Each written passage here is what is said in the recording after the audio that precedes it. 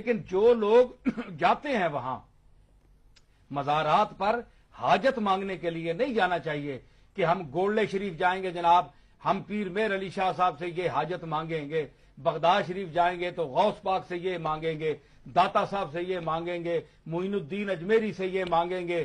یہ بات غلط ہے۔ یا امام جعفر صادق کے وہ پوڑیاں دیتے ہیں، نظر نیاز دیتے ہیں کہ ہم نے یہ ان کے دے دیا، حالانکہ نظر اللہ کے سوا کسی کے لیے جائز نہیں ہے، صرف اللہ کے لیے نظر ہے، باقی سب کے لیے ممنوع ہے۔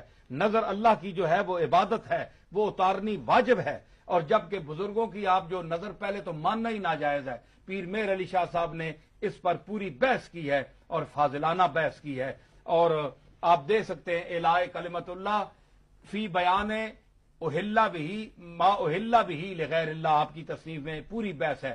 نظر کی آپ نے قسمیں لکھی ہیں، یہ جو آپ نذرانہ کہتے ہیں پیروں کو، یہ بھی ناجائز ہے نظر کہنا، اس کو ہدیہ کہنا چاہیے۔ نظر صرف اللہ کی ہوتی ہے، اور نظر انی نظر تو للرحمان قرآن میں آتا ہے، یوفون بالنذر ویخافون یوما کان شرہ مستطیرا، یہ بھی نظر کا اللہ نے ذکر کیا ہے۔ نظر خاص ہے اللہ کے لیے، تو نظر کسی بندے کی ماننا ناجائز ہے۔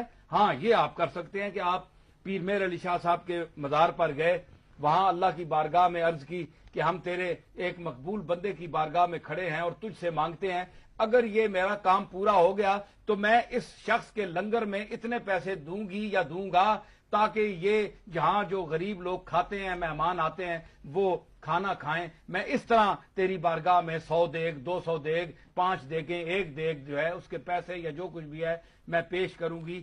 یہ جائز ہے، یہ ناجائز نہیں ہے۔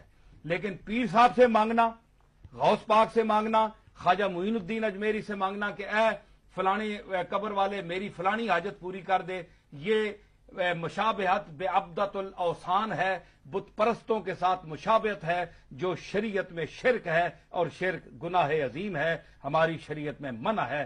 ایسا جو لوگ کرتے ہیں ان کو توبہ کرنی چاہیے۔ حاجت روا صرف اللہ ہے، وہاں قبر پر بھی کھڑے ہو کر اللہ سے مانگنا چاہیے۔ اگلے کال